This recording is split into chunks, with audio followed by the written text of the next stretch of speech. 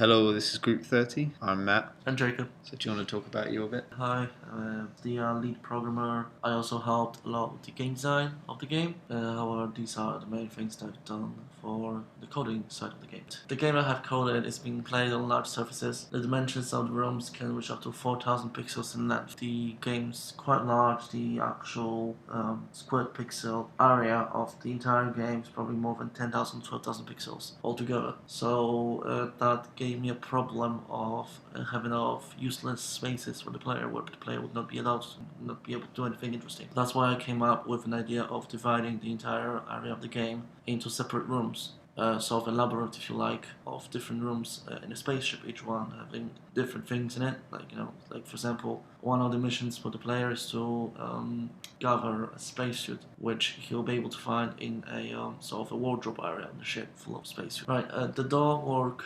as a teleporter of a sort, teleporting the player from one room to the other. During collision detection is the vertical lifts, which often move quite fast. I'm using the do until loop to reposition the hero, and you can see it working properly by using one of the express lifts. Right, the text box that you can see on the bottom right hand corner of the screen while playing the game, that helps us to finish the game as the players. It is being based on the best computer of all time, the ZX Spectrum.